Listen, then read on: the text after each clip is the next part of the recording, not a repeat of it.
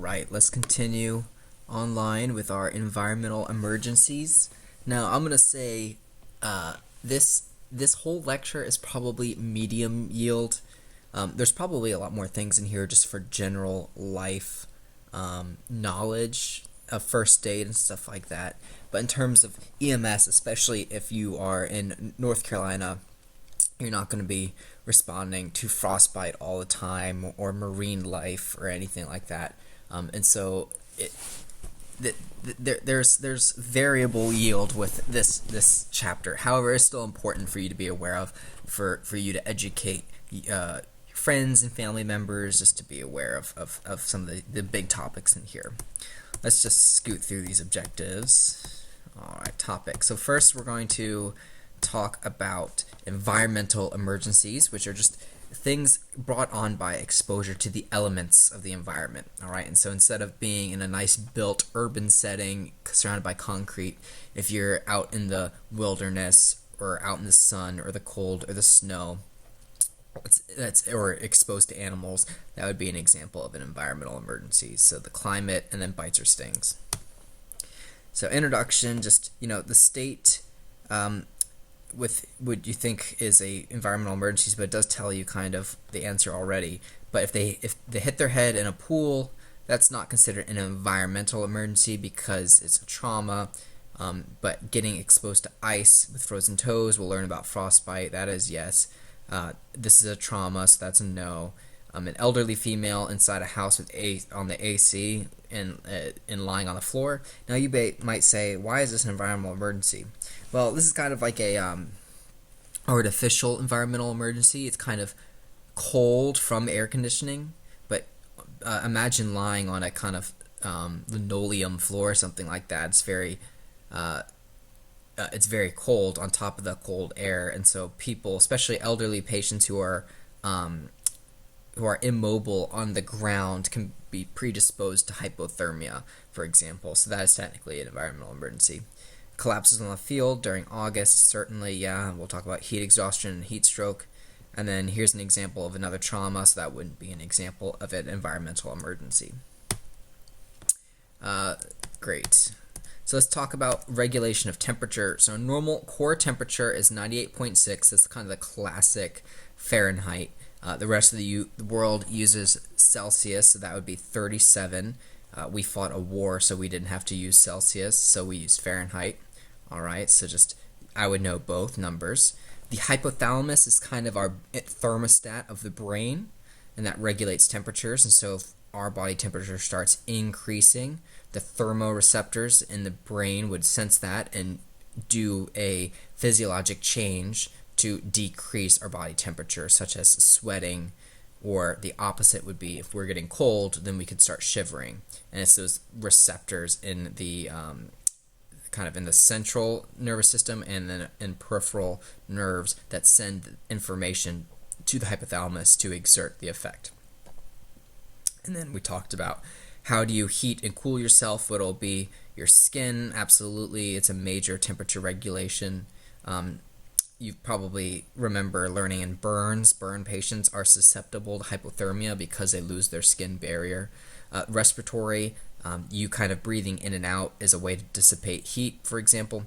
I'll add muscular on here for something like shivering, and then cardiovascular, where you send your blood and where blood is a huge temperature sink, right? If you learned in Chem 101, for example, the specific heat, I think that's what it's called, the specific heat of water, the amount of energy it takes to move something 1 degree, and so it takes a lot of energy to move kind of blood up and down a degree, and so you can dissipate heat or regain heat by changing where your blood goes.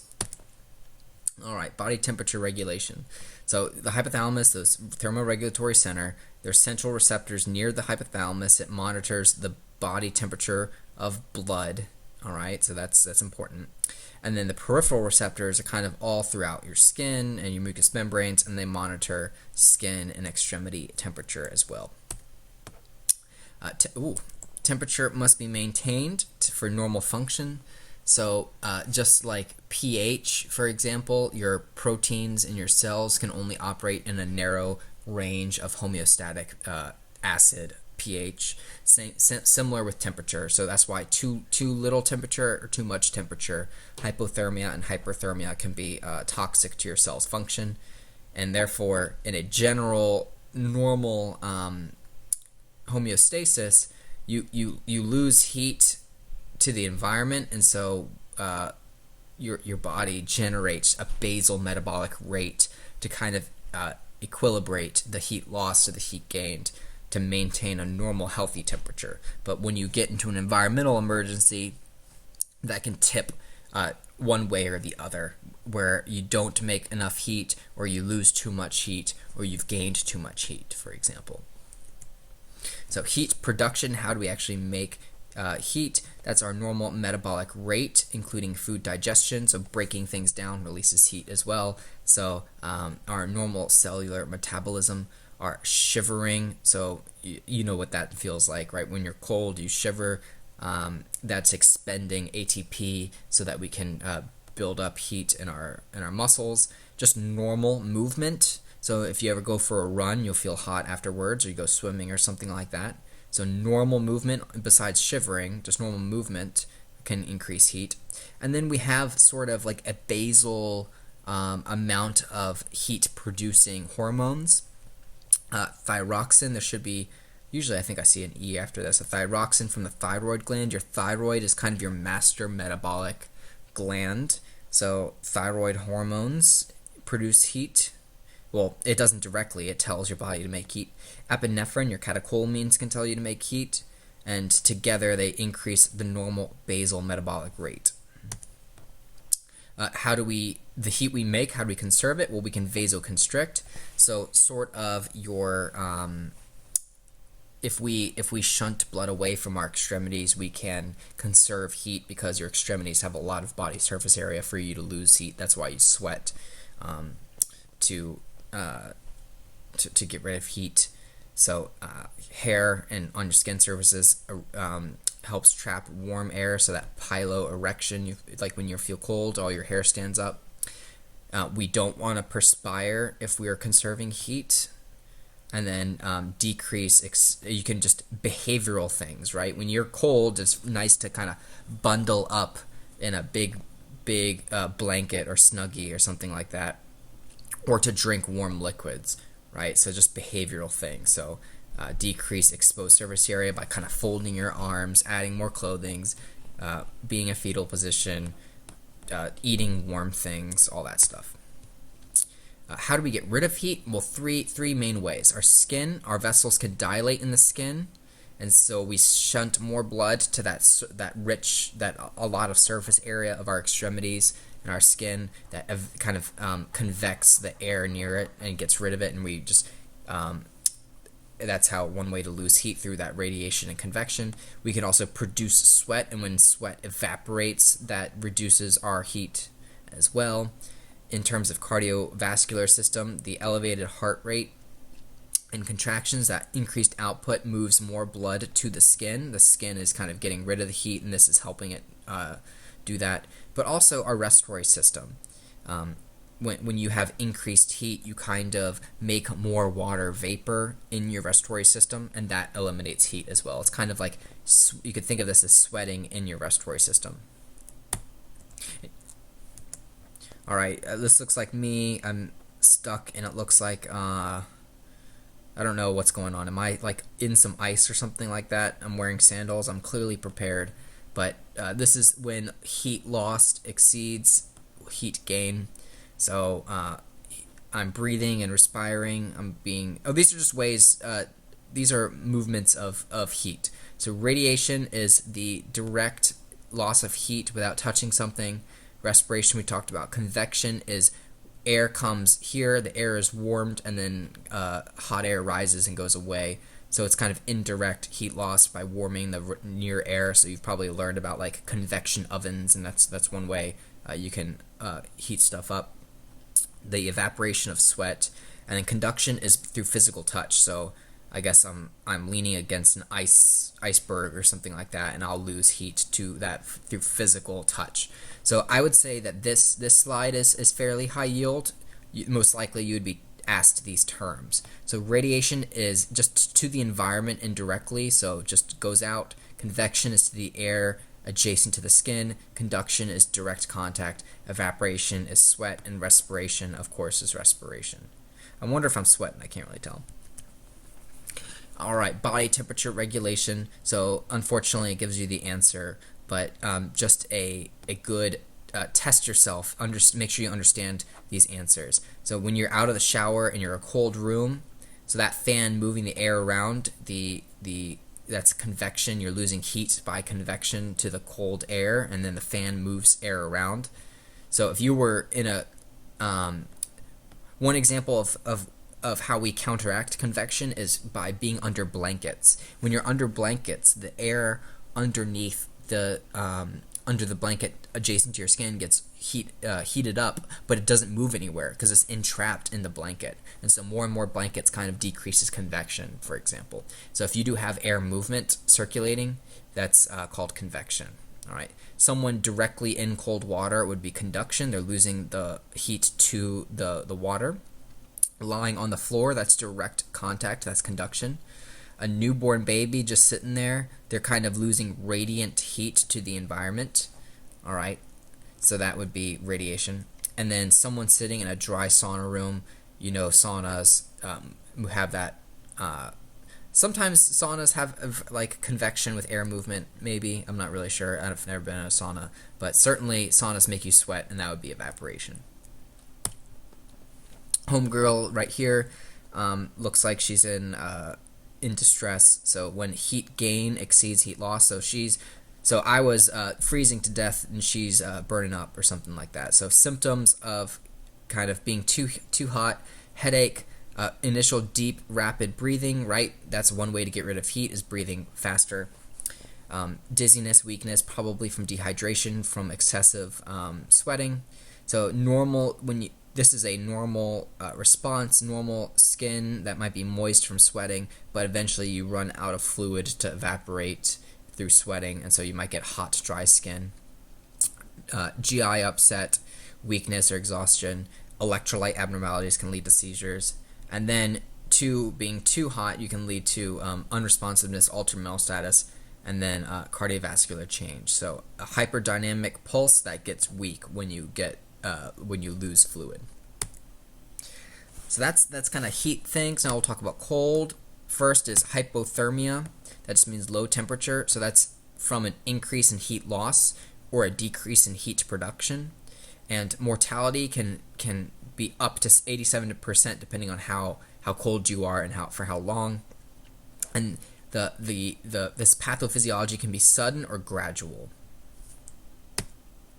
So predisposing factors from hypothermia: the ambient temperature, wind chill, and moisture, so environmental effects, similar to like humidity, depending on what's actually going on in the climate.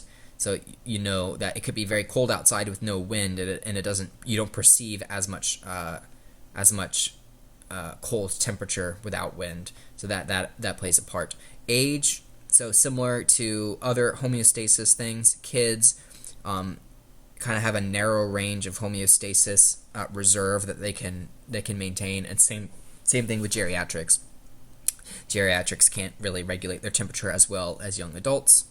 Medical conditions, so predisposing heart-lung disease, metabolic disease like diabetes. If people who take a lot of medicines for those diseases can blunt people's homeostatic response to temperature. Alcohol affects your temperature regulation. Right, you've heard of like what is it, like beer blankets, or people drink when they're cold and they don't feel as cold anymore. Not beer goggles, but beer like gloves. Who knows? But drugs and poisons, same idea. What amount of clothing you're wearing, and I'll also say what if the clothing is wet or not. The activity level, if you're just kind of sitting there not doing anything versus this person's probably exercising with their snowboard, that can make more heat and make them less likely to be hypothermic, and certainly duration. The generalized hypothermia, the ability of the hypothalamus is lost when the temperature falls below 95% degrees Fahrenheit. If it gets even further, you can actually reach coma and then death once within 2 hours of the first signs and symptoms. So it's really important early on. I wouldn't memorize that number necessarily, but early on, the more you can do management, the more likely you can get improved outcomes. So some stages of hypothermia. So here's an example of an elderly woman who got some life alert, something, she's fallen, she can't get up. But basically the first physiologic change your body does to try to produce heat is, of course, shivering. You've experienced this most likely. That's a response to generate heat. But below a certain temperature, you can't generate that response anymore. Further down, you get apathy and decreased function. So like your proteins can't work anymore. You get kind of altered mental status. Then your level of responsiveness decreases, altered mental status, glassy stare. You might even get frozen extremities, and then decreased vital signs. So it's when you see decreased vital signs, that can be signs that you're late in this process. So everything slows down because of the cold. So slow pulse, slow breathing, and then eventually it can go into death. Immersion hypothermia is if you are in cold water.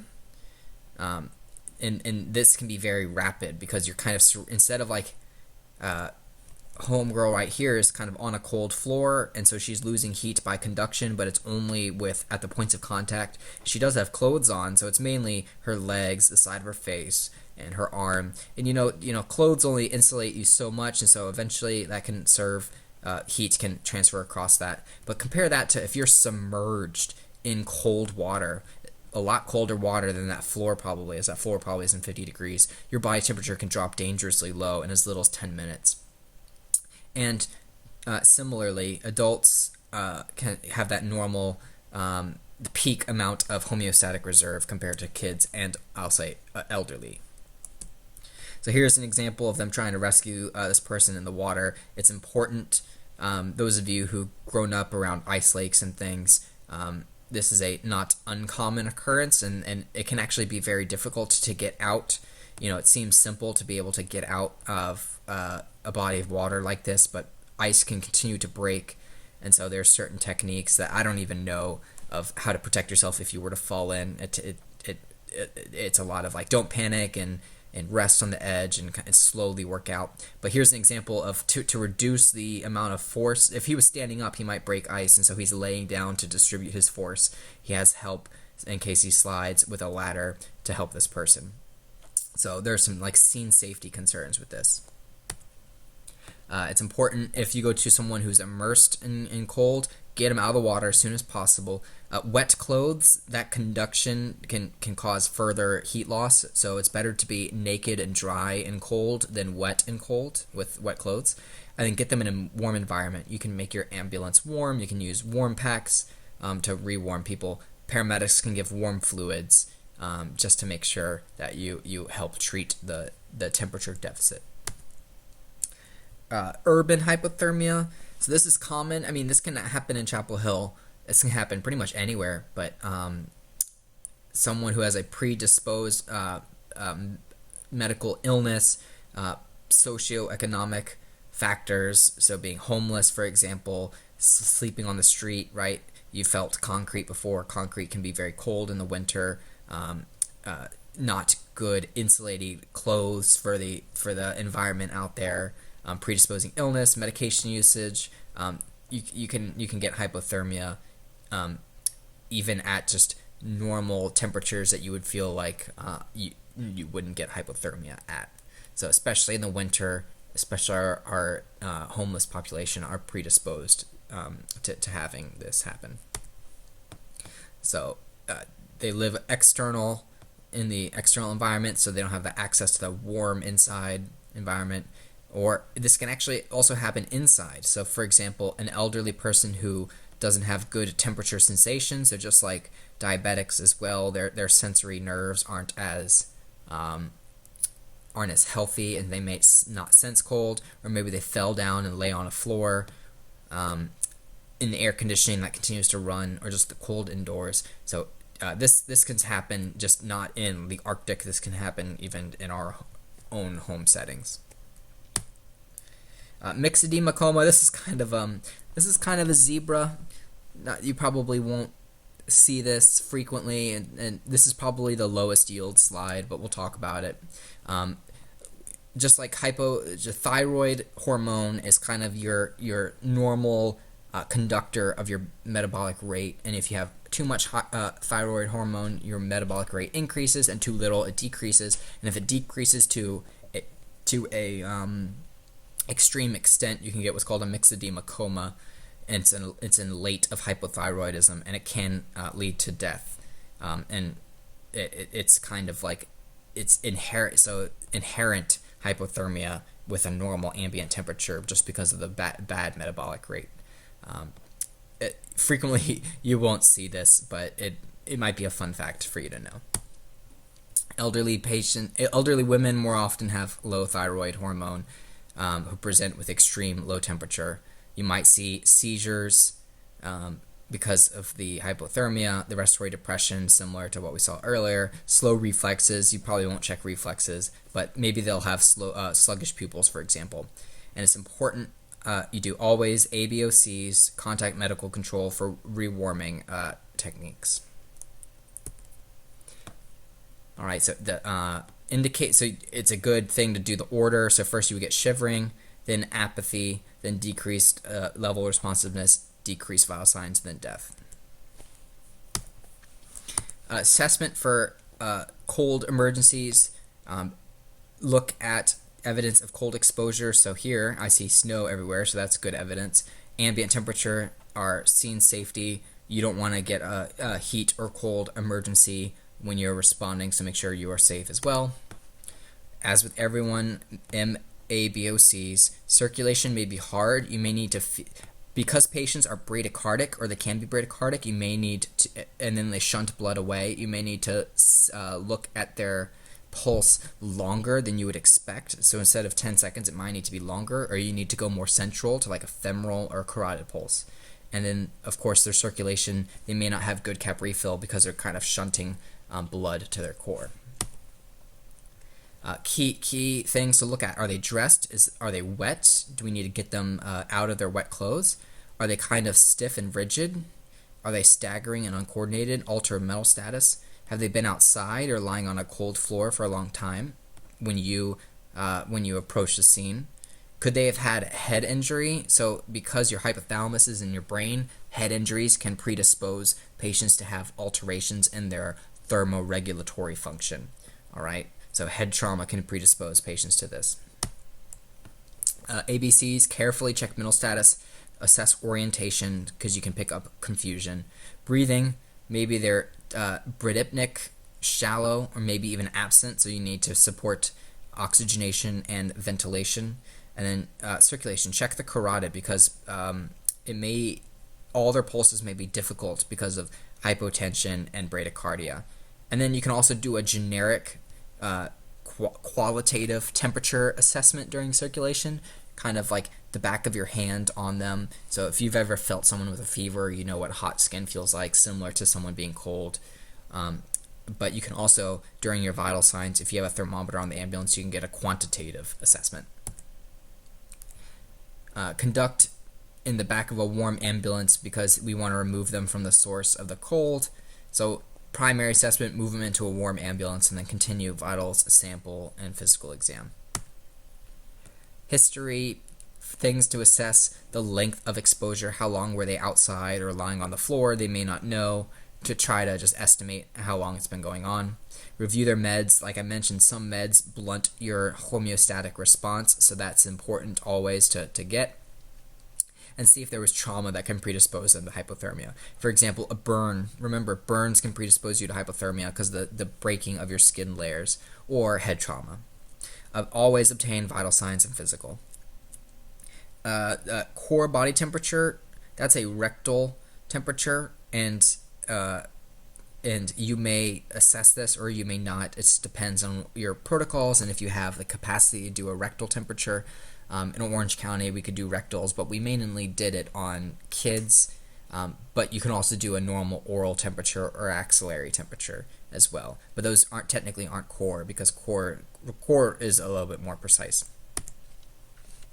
So here's our skier. She has hypothermia. So here's some signs and symptoms of all these things. So altered mental status is a often underappreciated sign and symptom. So mood changes, impaired judgment, slowed speech, kind of thick speech, drowsiness, decreased motor sensory. So shiver. So first she might shiver, but then she'll lose that capacity, loss of sensation, and then vital signs. Initially rapid, because I want to circulate blood that is warm, but then it can be bradypneic later, and then eventually stop. Rapid pulse, and then it decreases. Skin red because I'm increasing my perfusion, but then it decreases as I get worse. And sluggish pupils, and then low blood pressure. So generalized care for hypothermia: prevent further heat loss. If they are in wet clothing, get them out, get them away from the cold in a warm ambulance. Handle them gently. Hypothermia predisposes the heart to dysrhythmias, especially VFib. Now you should remind yourself why VFib is bad. And VFib is bad because that is cardiac arrest. So kind of jostling around cold blood can shock the heart, so to speak, and can cause VFib. So careful handling of these patients is important. Oxygen, you can warm oxygen using humidified air. You can do that on the ambulance. You may need to ventilate if needed. And then this is important. This is just a slight deviation to your BLS protocol. Is when you assess a pulse, you may need to do it much longer because of the bradycardia and the hypotension. You may miss it. So instead of the hey, are you okay? Check for 10 seconds. If someone is hypothermic and cold, you may need to assess the pulse longer. All right. So this is just a interesting fact. Someone who has a heart rate of 10, so once every 6 seconds is 6 beats per minute, right? Because that would be 60. Once every 6 seconds and a respiratory rate of 4 can be sufficient to sustain life in a hypothermic patient. And you may say to me, that's crazy, right? That is so low. But the reasoning is because hypothermia actually lowers your basal metabolic rate, and so your whole body energy demand is lower, and so your cardiac output doesn't need to be as high, which is a boon for patients who are in hypothermia. Because if their basal metabolic rate didn't change, they would perish much sooner. And so frequently patients who do go into cardiac arrest from hypothermia often have the best outcomes because their whole body metabolic rate is decreased, and so they don't switch into anaerobic respiration and build up all that waste.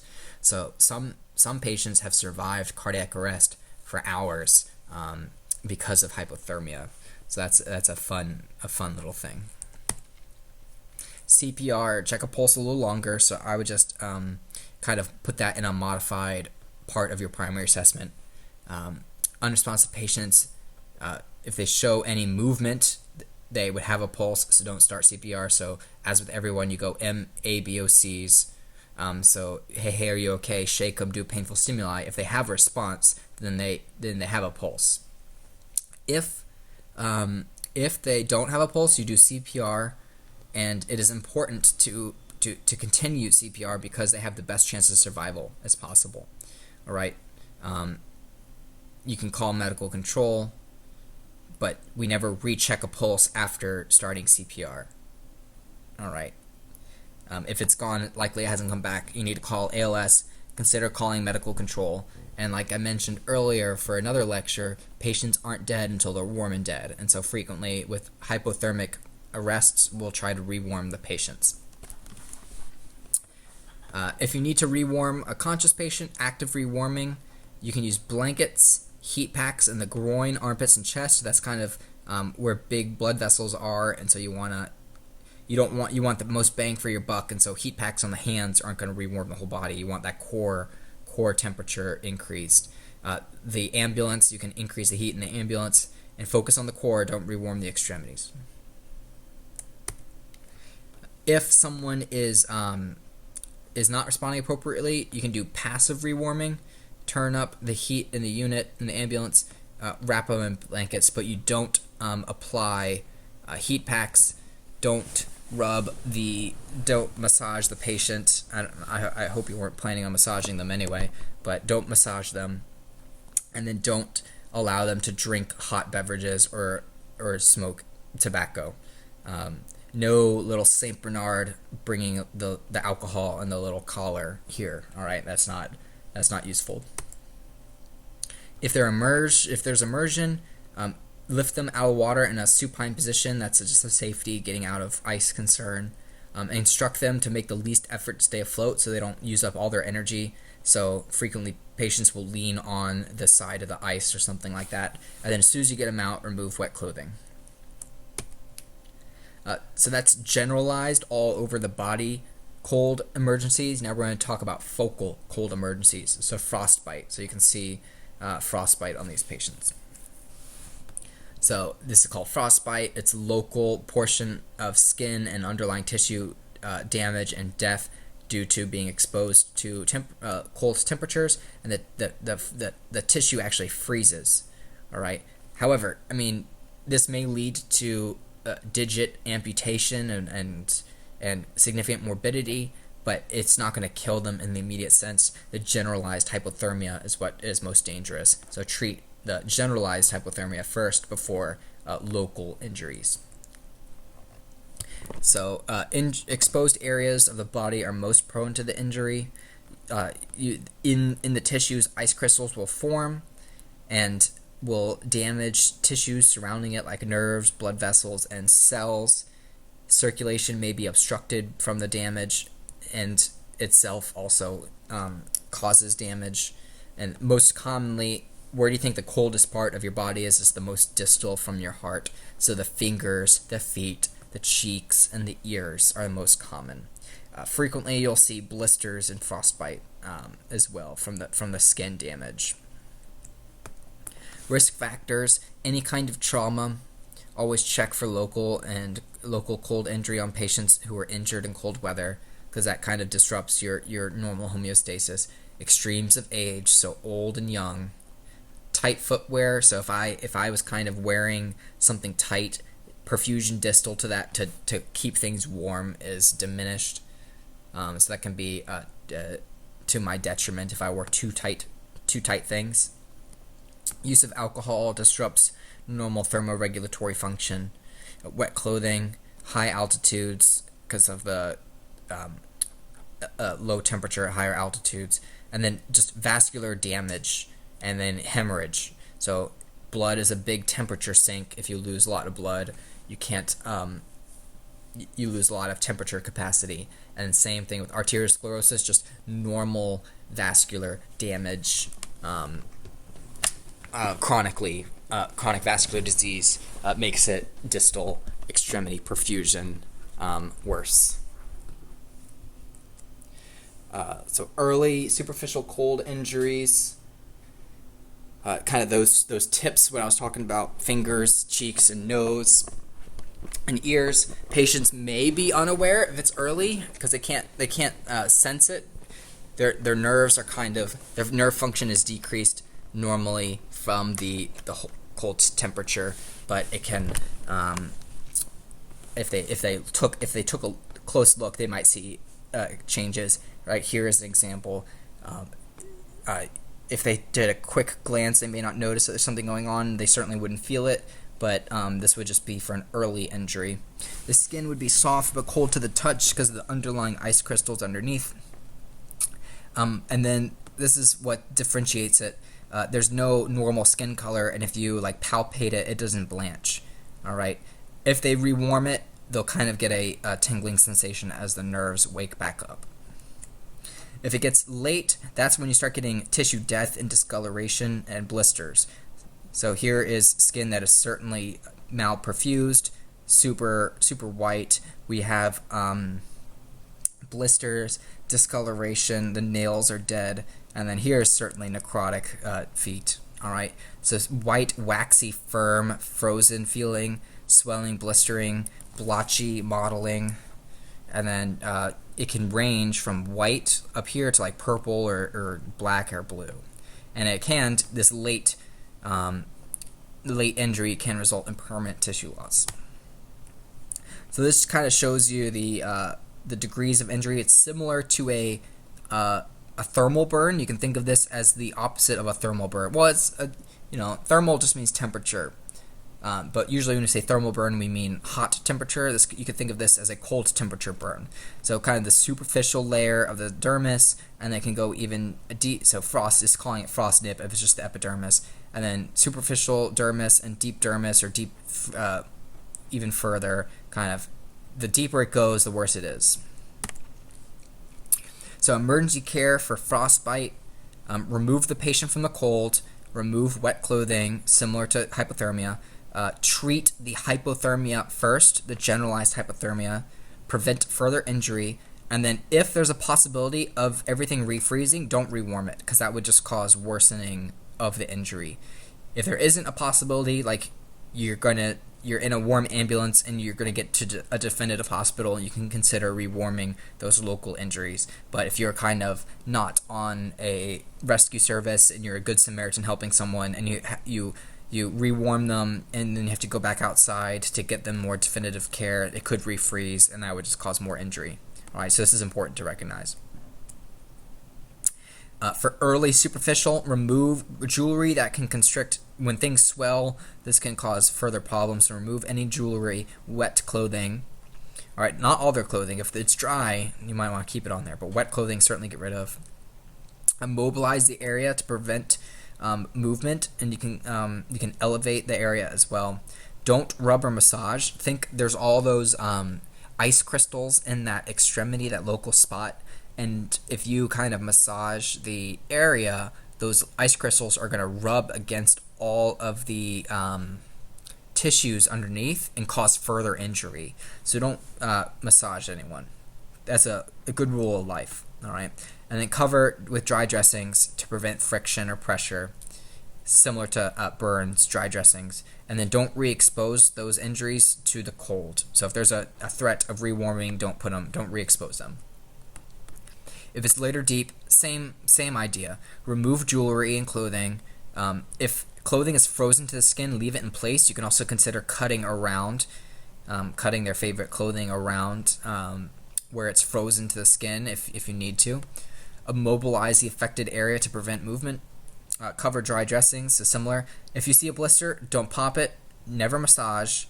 Don't allow them to walk on an injured extremity. So if their foot is frostbitten, don't let them walk. That can cause further injury.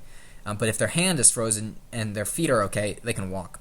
And then if there's a chance to for the body part to refreeze, don't actively rewarm it. But if there's a long transport, you can apply heat, and if they won't refreeze. Yeah, rewarm the tissue only if there's no chance of refreezing, and if you're in an isolated environment. So thaw tissue as rapidly as possible.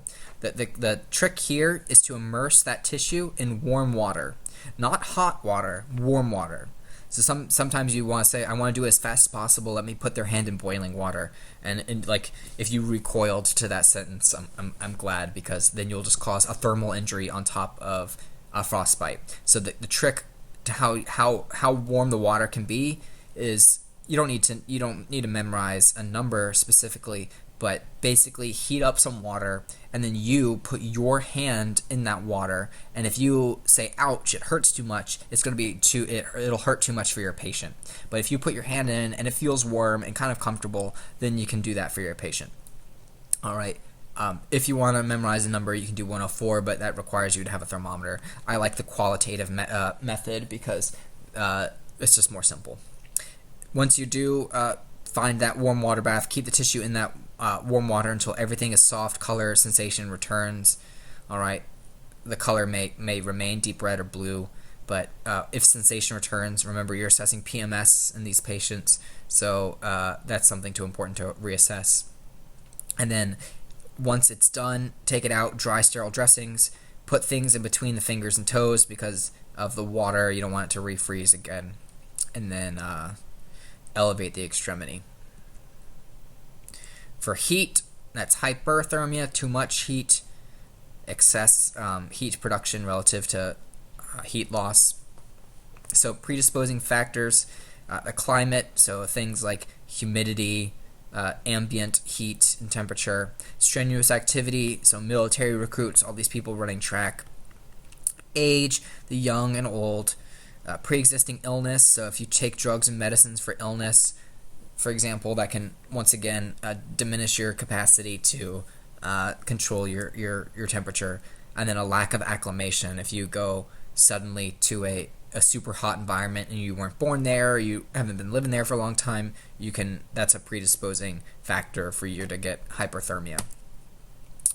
There's kind of a there's a spectrum of heat emergencies. On the least serious is heat cramps, and that's mainly from electrolyte disturbances and muscles kind of cramping up on you. And then we're going to walk through heat exhaustion is kind of the middle, and then heat stroke is the most serious. So heat cramp is excess electrolyte loss, low calcium, or maybe if they consume too much water without electrolytes in it. So that's why they always say to drink Gatorade, for example, if you work out for a long period of time, because Gatorade has electrolytes and glucose. If you just drink water without any electrolyte replacement, you're at risk for heat cramps. So signs, symptoms, muscle spasms in a focal area, usually large groups. So it's not heat cramps all over your body, it's usually in one part of your body. So classically, patients may have cramps in their belly, or they may have it in their glute muscles or hamstrings behind their leg. Heat exhaustion is kind of in the middle. It's a mild state of shock caused by extreme exertion in a hot, humid environment. And this is the cooling mechanisms of sweating are starting to fail, but haven't failed yet. All right. So the pathophys, blood will pool in dilated vessels just below the skin. So that makes sense. This is how we want to get rid of heat.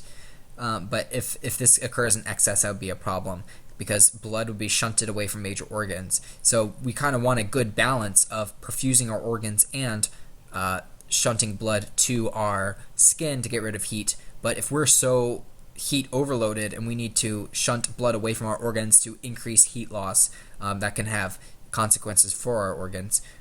Sweating, just like in heat cramps, excessive loss of salt and water. Blood circulation decreases, affecting our organs, and then you start getting a little altered, fatigued, dizziness, maybe you syncope, things like that. Signs, symptoms, normal temperature, so our systems haven't failed yet. So our temperature will be normal. Our skin will be normal to cool because of the evaporation of sweat, the alteration of mental status, dizziness, weakness, pale skin, sweating is common, so you'll see that moist skin. And then because we're not perfusing our GI tract as well, you get that nausea, vomiting. But then if our systems fail completely, that would be heat stroke, and everything has failed. All right, body temperature starts to rise to dangerous levels. High body temperature damages our cells of our body, and this may lead to permanent disability and death. All right, this is life-threatening. And there's two kind of subtypes of heat stroke: exertional, which is kind of the person working out in a hot environment, and there's non-exertional heat stroke, which is more common in an elderly patient who can't control their temperature, and something is like ambient. They're exposed to ambient heat, for example. So signs, symptoms of heat stroke: altered mental status to the extreme, so they're decompensating from their heat exhaustion. This is key. This is high yield. Hot red skin. So heat exhaustion, they can still sweat. All right. So sweat is how we get rid of heat. But as we progress into heat stroke and we lose our ability to sweat, we start to get hot red skin instead of moist pale skin. However, this is not 100% sensitive because some patients may still sweat. But look at the skin characteristics. If their temperature is elevated and they feel hot, although they may be sweating, that's a sign of potential heat stroke. All right. And then you'll have cardiovascular changes, so tachycardia and tachypnea, which eventually will decrease because of the shock state. All right. So it's important to note patients may or may not experience heat cramps or heat exhaustion first. So it's not a spectrum of progression, it's a spectrum of how serious the illness is. But some patients may just present with heat stroke. So how do we assess these patients? Always scene size up. You're going to be in a uniform that can also predispose you to getting heat stroke, so your safety is important.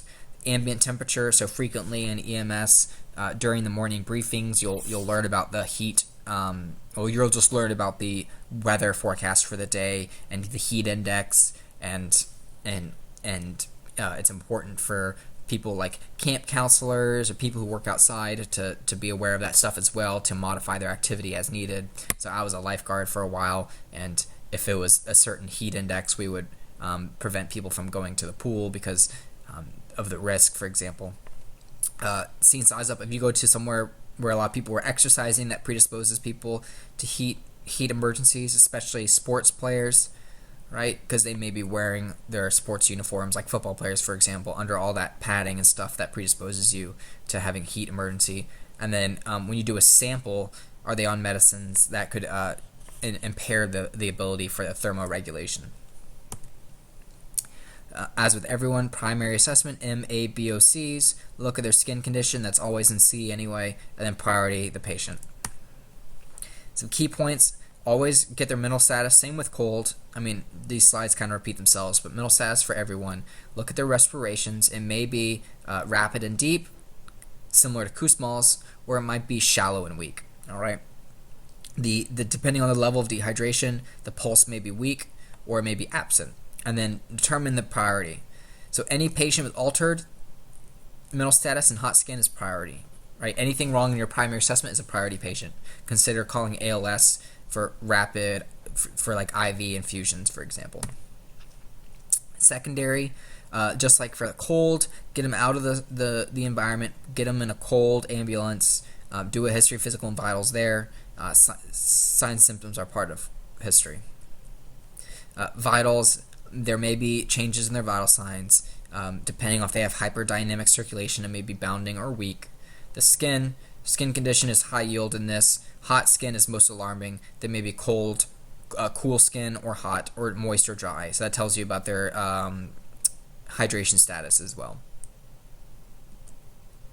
So we've seen her before, but signs and symptoms, we've been through this. So I'll just keep going.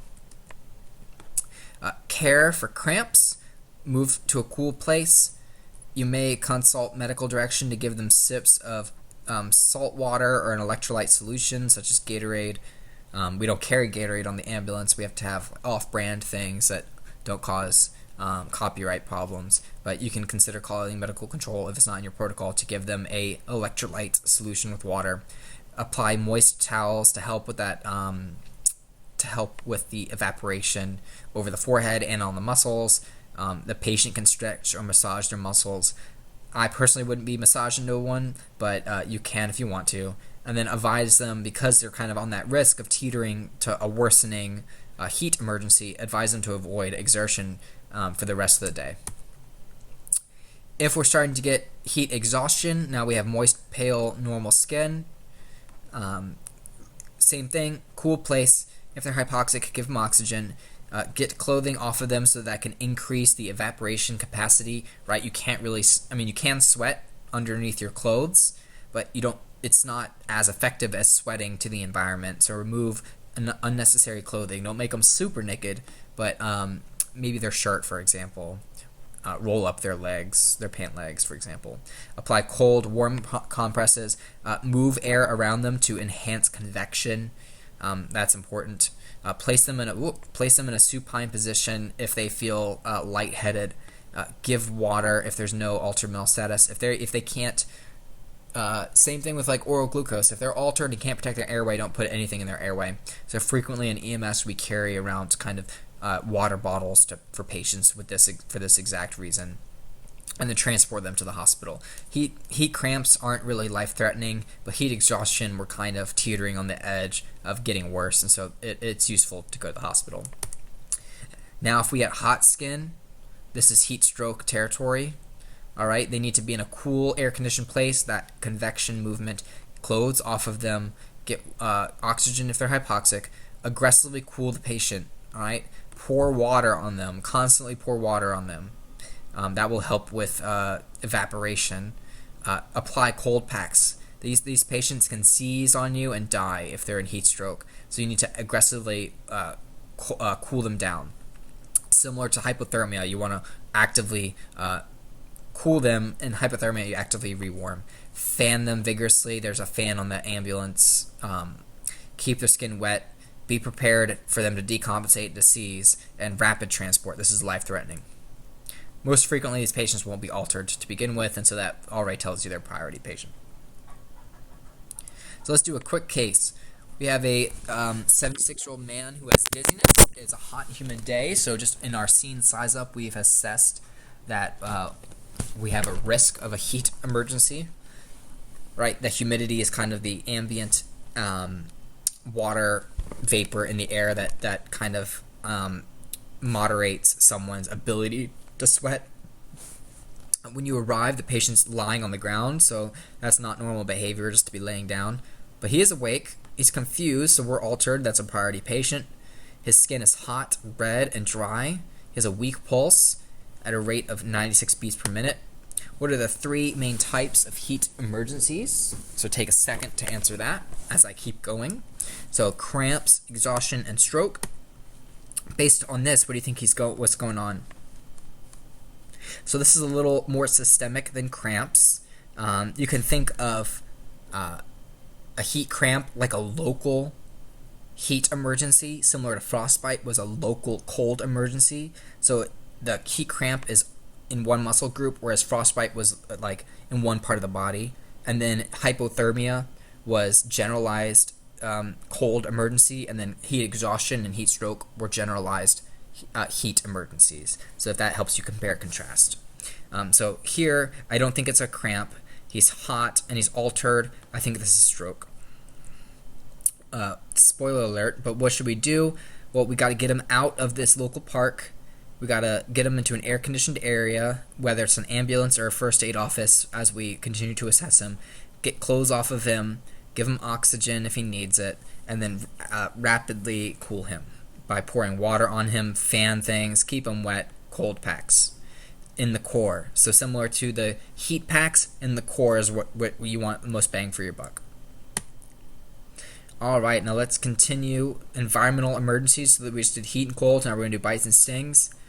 I'm getting lightheaded by looking at this picture. Alright, so let's keep going. Bites and stings are more common in warm climates. That's right. There's not a lot of snakes and spiders in the Arctic. Alright. Most reactions are local to the bite and minor, but some may result in anaphylaxis, and you know how to treat anaphylaxis, right? So let's talk about snakes. Up to almost 50,000 people a year in the U.S. are bitten. 7,000 are from poisonous snake bites. Non-poisonous bites aren't considered serious, right? But just because you get bit by a snake doesn't mean the snake injects venom. So a third of the 7,000 is actually venom injection, all right? And then symptoms occur immediately if venom is injected, because the venom is kind of like a protein that starts exerting a toxin on your body. So I did call it that other, for the toxin lecture, that was a snake bite. I'm so good. All right, let's keep going.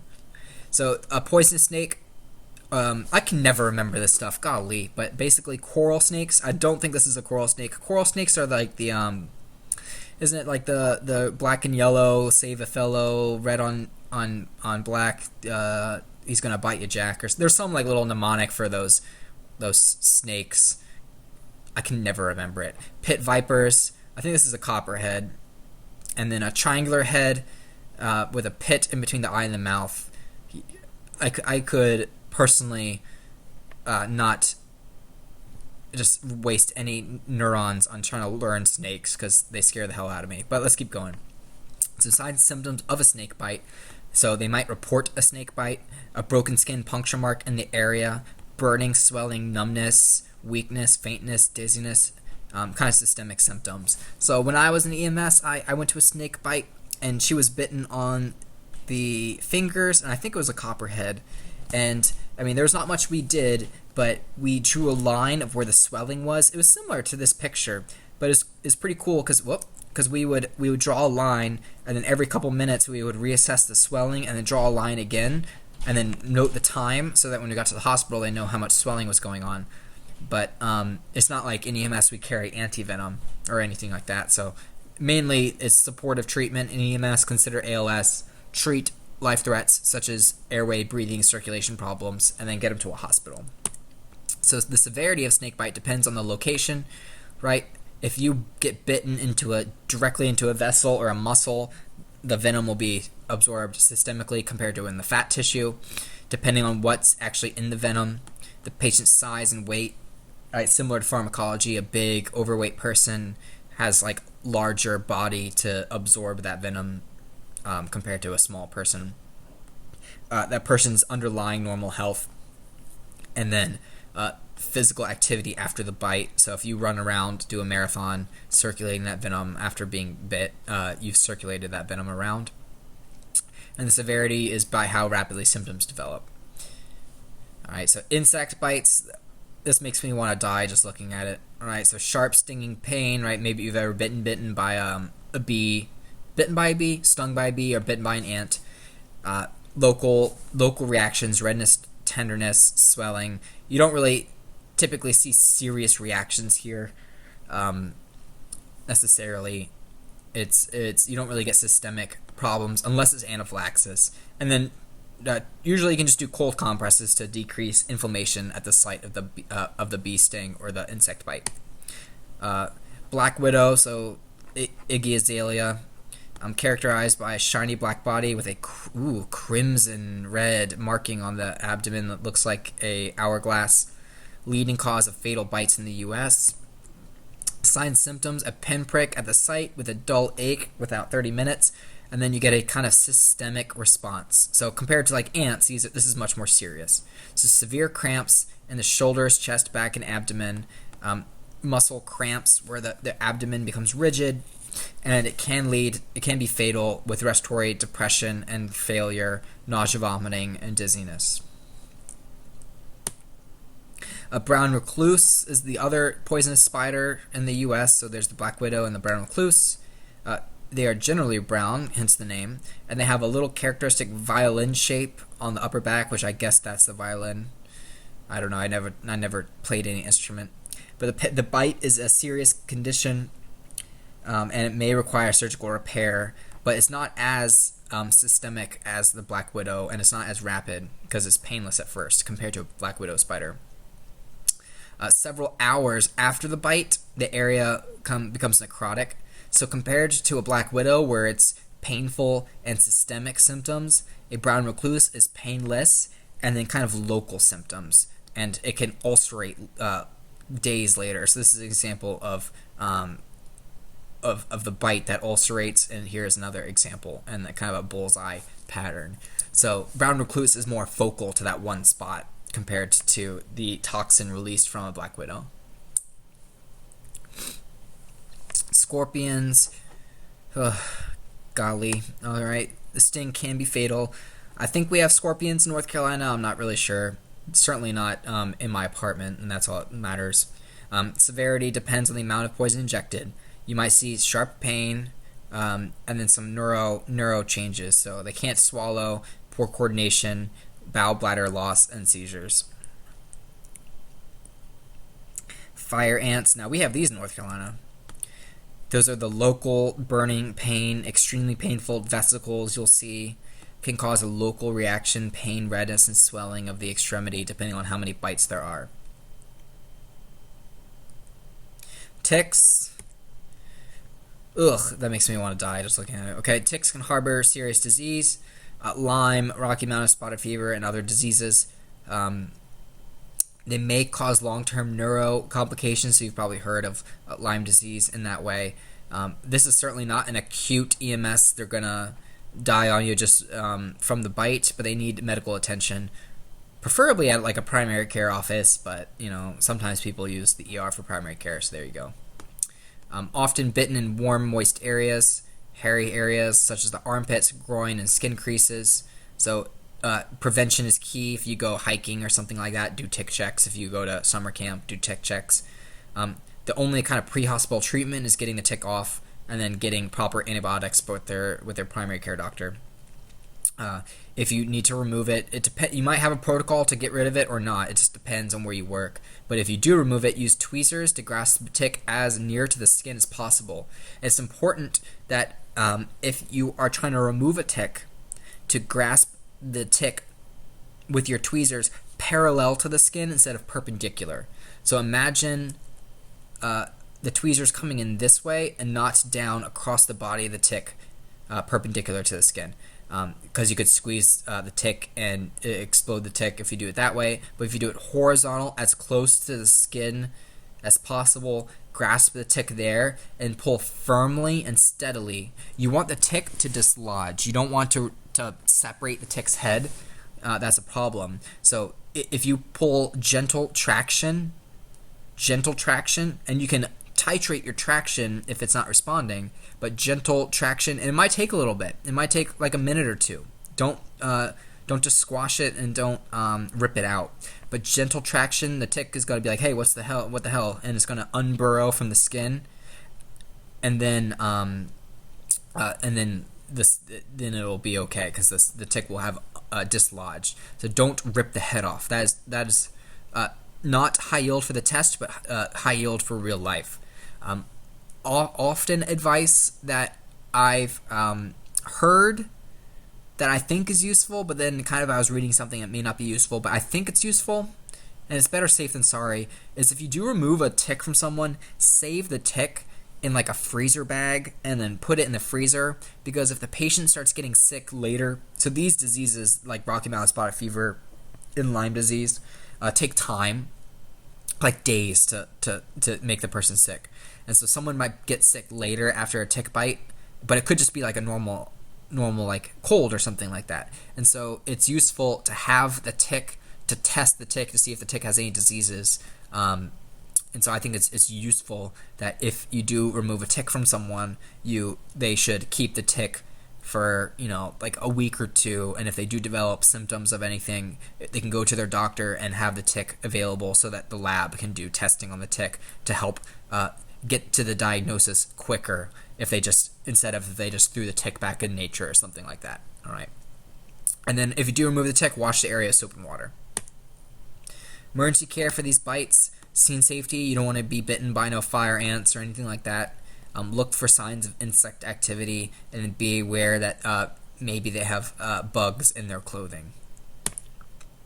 Primary assessment, as with everyone, general impression, MA, BOCs, support that first. So here's an example. Someone looks like they got bit here, and then here's a line of swelling. And you can see the feet are clearly asymmetric, so there's some edema going on.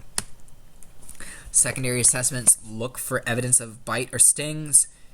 The pain may be immediate and severe burning sensation, redness, swelling, itching around the site, numbness in the area. So assess PMS distal. They may feel this will be like systemic symptoms: dizziness, weakness, chills, fever, nausea, vomiting.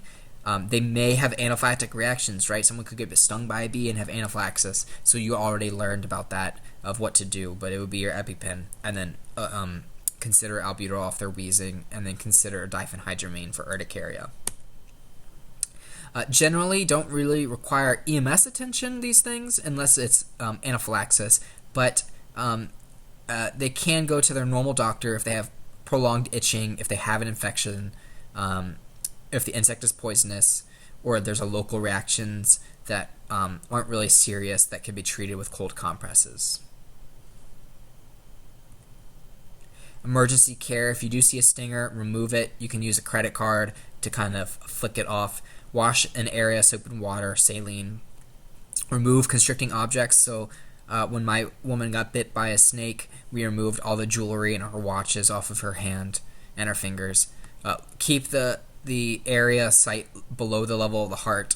I'm sure this is like voodoo science, but supposedly this decreases perfusion, so it circulates the toxin less. But keep it lower than the level of the heart. You can consider applying cold pack to a bite, except for a snake. I'm not really sure why. It's probably not a lot of science for it. Follow the protocol.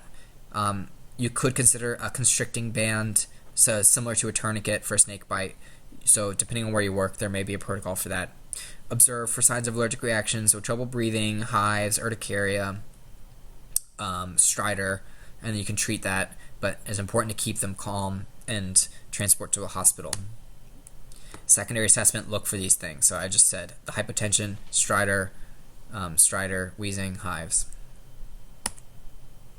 If they go into anaphylaxis, maintain that airway, vent and oxygenation, EpiPen autoinjector, or you can do drawing it up from an ampule, for example. Call ALS because this is now a critical patient, and then go to if someone ever goes into anaphylaxis, they should go to a hospital because anaphylaxis can return for a second wave. All right, marine life, Finding Nemo. So approximately 2,000 poisonous marine animals. That's disconcerting, right? You can try to identify the animal, but I'm not sure what any good it will do you. Most marine life is non-aggressive, so most bites occur when they step on an animal or swim into the animal. Whoop. The venom from the marine life can cause extensive damage, and then most venom of marine animals is destroyed by heat, so you can use heat packs for these bites. Treatment: if there are stingers, you can use forceps to remove them if it's in your protocol to. Irrigate the wound with water or saline. Don't attempt to remove spines if you see spines in there. For jellyfish, coral, or hydra or anemone, remove tentacles and pour vinegar. All right, don't be peeing on nobody. All right, you can use vinegar to denature the toxin. You can use a meat tenderizer. I'm not really sure where this came from. What the hell? I would ask Lynn about this. I'm not even sure, but I guess you can pound someone with a meat tenderizer to help reduce the stinging. Jesus, okay. And then apply heat and soak the area with water for 30 minutes. So it's the heat. Key for this one is heat. All right, we're going to finish out with lightning strikes. So statistics, almost 5,000 a year, 500 deaths. Electricity from work-related activities, but also lightning as well. So associated with a lot of electricity, a lot of temperature. You don't need to memorize these numbers. But basically the strike short circuits the body's normal electrical circuits and causes damage to the heart, because the heart has electrical wiring and your nervous tissue is basically electrical wiring. So the short contact, because the electricity goes through your body fast, it usually doesn't cause deep internal and external burns. But there might be secondary trauma to getting the exposure from the lightning or the electrical strike. There are four major mechanisms of lightning strikes. There's the direct strike, where the lightning hits the person. There's contact, where someone's touching an object and the lightning hits that object. So imagine if you were holding, or let's say you were Benjamin Franklin and you were flying a kite and the lightning hit the kite and you got shocked. That would be a contact strike. You can have a splash or side flash, where it hits an object and then jumps to a person who is not touching that object. And then there's the ground current, where the ground is electrified, and then you stepping on it electrifies you. So I think Kim has a story of a lightning strike on a golf course, and then people were rushing to help someone who got struck by lightning around the golf course, and then as they stepped on that golf course ground, they got electrocuted. I don't want to misconstrue her story, but that was my understanding. But you can have that ground current example. It probably doesn't last forever, but that's a kind of a fun fact, I guess. So the pathophys, so the electricity damages the wiring, so the nerves and the heart. So the heart can be shocked into asystole. So the major morbidity here is cardiac arrest. So you need to do CPR and get ALS involved, because you may need to give drugs to help get them into a shockable rhythm, because you can't shock asystole. The medulla, which is your breathing center, can shut down and prevent them from breathing. Their heart may restart after being in asystole if they don't get persistent there, but they could still be in respiratory arrest. All right, because the brain and the nerves are all affected, and so that can cause another arrest. So you can get into asystole directly from the lightning strike as a primary, or you can go into a secondary arrest from respiratory failure. So ABOCs are critical, so airway, breathing, oxygenation, and then also scene safety. I don't want you getting struck by lightning when you're responding to someone with a lightning strike. Assessment, do a neuro exam, so assess their mental status. They may have memory change. Assess the PMS in all four extremities. They might have sensory disturbance. Their skin may show a characteristic rash of some sort. They can't, like the nerves to the skin are damaged, and so they might have some modeling of their skin. Paralysis because of nerve damage, pupil function because of the nerves, seizures because of your brain, vertigo, once again. So all these neuro signs and symptoms. Assess cardiac. They might be in cardiac arrest or an irregular pulse. So frequently these patients will need a 12-lead EKG to assess for arrhythmias. And then they might go into apnea from the respiratory failure. So signs and symptoms. Here's that characteristic lightning rash you see. It's pretty beautiful. I think it's permanent on these patients. So not ideal, but also pretty badass if you have one, in my opinion. But it's kind of like that's showing the spread of the electricity. It's characteristic as a superficial burn, that linear ferning you might see. You might also see punctate dots. Signs and symptoms of the MSK system. The electricity can cause a sudden contraction of muscles, similar to like if you defib someone, right? They might jerk up from the ground. And that sudden muscle contraction can cause dislocations and fractures because the muscle strength just overwhelms the bone. So be aware of that. Ophthalmic, look at their pupils. There could be damage to the retina and the nerves of the eye, drooping of the eyelid. They may have ruptured tympanic membrane, and you might see blood coming out of their ears. That's called hemotympanum. They might have tinnitus, ringing in their ears, and they might be deaf. Emergency care for these patients. Scene safety is super important, especially if you're worried about that ground electrocution. Especially, I think it's like more like a rainstorm, like moist soil is more likely to be conductive of electricity, but like a road, I don't think becomes electrified. So just scene safety is important. Consider manual stabilization if this person had like dislocation, fractures, and trauma and they fell over. Consider C-spine. Airway, then your ABOCs, and you may need to immobilize them if they're unconscious and then have trauma. Let's finish out with high altitude sickness.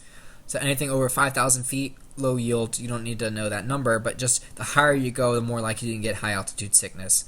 And the pressure of oxygen decreases. So at sea level, your pressure is 1 atmosphere or 760 millimeters of mercury, and the higher you go, the less amount of pressure you get.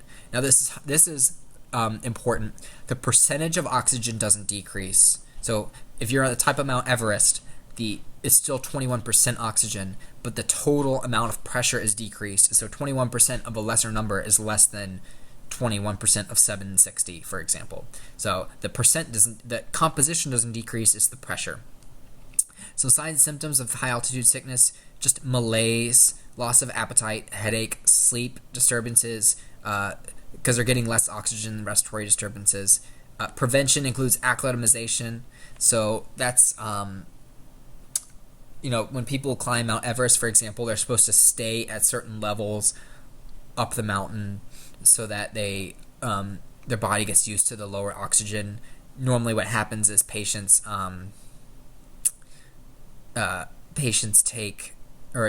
will generate more red blood cells to carry around. If there's less oxygen, if I make more red blood cells, I can carry more. So that's the acclimatization process, and that takes time. So if you travel another place in the country to a higher altitude, you may not have the luxury of acclimatizing very quickly compared to someone who's like doing a very deliberate mountain climb, for example. I'm not sure about this. Eating high carbs, don't do that. Limiting exertion and eating high carbs. Meds may be taken to prevent this. This would be from your physician. I'm not really sure about the nifedipine. That's a calcium channel blocker, and Diamox is a diuretic called acetazolamide. So that's certainly useful, but I'm not sure about nifedipine. I'll have to do some thinking about that, but there are meds out there to do it. So the mountain sickness usually resolves in a couple of days. Signs, symptoms, this is kind of like a shocky state: decreased urine output, altered mental status, difficulty sleeping, respiratory problems, nausea, vomiting, headache, weakness, lightheadedness. The emergency care for these patients is stop them from climbing, go down to a lower altitude, and give 100% oxygen. That should make logical sense. Go back to where the air is not as thin, give them oxygen because they're hypoxic a little bit, and then stop them from going up. There's a disorder called high altitude pulmonary edema, called HAPE. It's due to the pressure changes in the vessels, and this can be life-threatening because now we got pulmonary edema on board, which further impairs gas exchange. So fluid is forced out of the capillaries, collect around the alveoli, all right, and so you'll get crackles, respiratory distress, orthopnea. You might see where it's easier to breathe sitting up than laying down. All right, so listening to their breath sounds, you might hear crackles. So signs, symptoms: cough. You might see pink frothy sputum, depending on how much there is. Dyspnea at rest, tachycardia, cyanosis, crackles, and wheezing. Care: lower altitude, oxygen, but it might take a little bit of time for them to resolve with therapy. And then there's also HACE, so pulmonary edema and now cerebral edema. This is excessive fluid around brain tissue, and this is super high, so twice as high as the others. So here it was like 6,000. So for HACE, it was 12,000. So twice as high. Signs, symptoms of, imagine swelling in the brain that's similar to your Cushing's, right? So headache, they can't walk effectively, they're altered, seizures, and coma. The care of this: go to a lower altitude and oxygen. All right, so that's similar to all the others. Probably for edema, you need to go to a hospital. All right. Let's learn about this patient. He was outside in 26 degrees. The patient's name was Harriet Rector. I'm not sure why that's useful information, but they were rambling. I kind of skipped the case in the beginning, I think, but it's okay. We gave him oxygen. They have left leg hurts. This sounds like heat cramps, and they probably got better. All right. I will catch you all next time.